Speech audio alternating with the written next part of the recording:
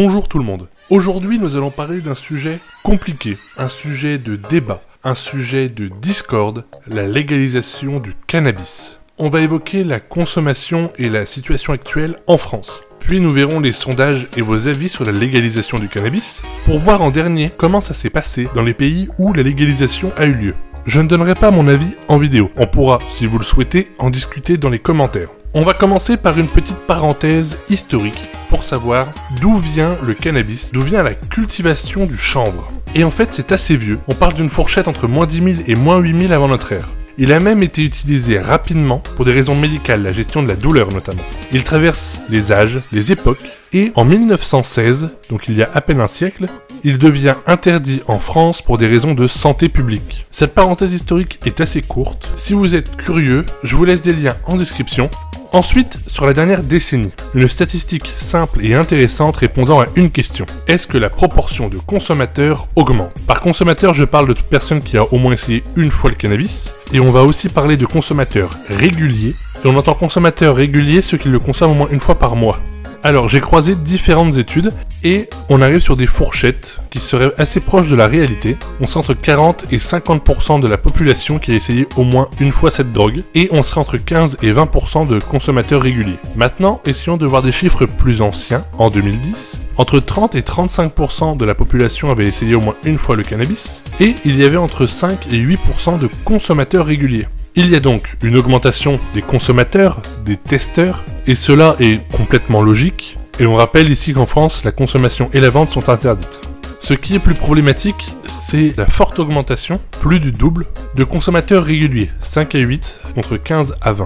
Selon ces mêmes études, quel est votre avis sur la légalisation du cannabis? On va voir ça tout de suite. Tout d'abord, je rappelle qu'on est le premier pays consommateur en Europe, et on fait également partie de ceux qui le réprimandent le plus durement. Maintenant, on va passer à la grosse question de cette vidéo.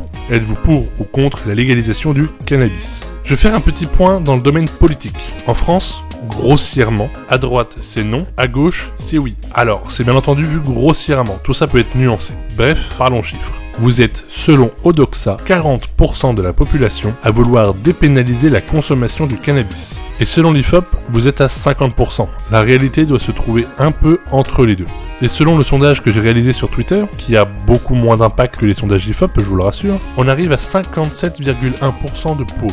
Selon le même sondage IFOP, si on légalise uniquement pour des raisons médicales, vous passez à 82%. Et si on prend le sondage que j'ai fait sur Twitter, vous êtes 33,3% à vouloir le légaliser uniquement à l'usage médicinal. Ces 33% s'additionnent aux 57% d'avant. Puisque si vous êtes pour une légalisation totale, vous êtes aussi pour une légalisation médicinale.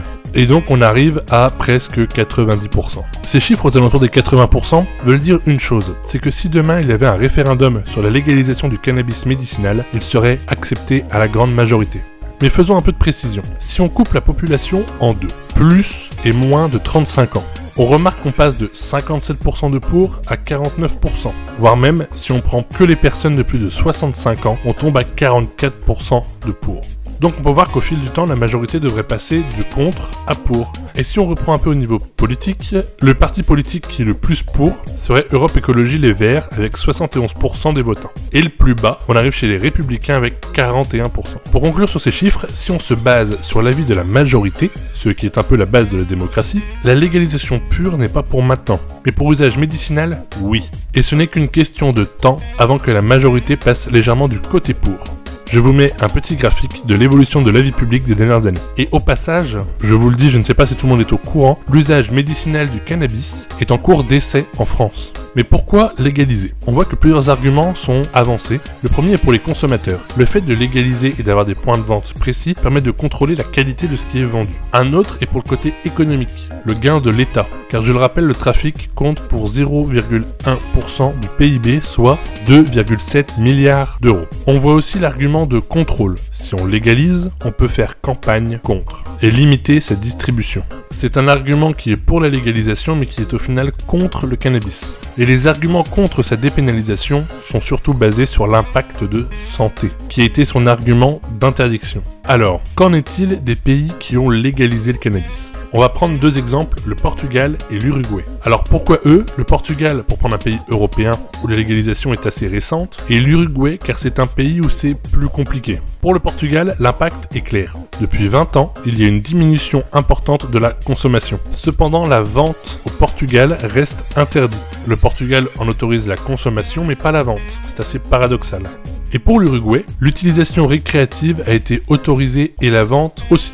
On a noté une forte augmentation de consommateurs au début, mais maintenant on a tendance à revoir un taux inférieur à celui de départ. Le gros point fort de la légalisation en Uruguay, c'est la diminution radicale du trafic de drogue et de ses conséquences. L'impact majeur, pour lequel nous n'avons pas assez de recul, est l'impact sur la santé publique. Et je le rappelle ici, mais l'impact sur la santé est extrêmement important avec le cannabis. Selon l'OMS, cela provoque une faiblesse face aux maladies respiratoires, des risques d'attaques et de problèmes cardiaques, le cancer et un impact sur le développement à long terme du cerveau. On note des augmentations de troubles psychologiques chez les addicts de cette drogue.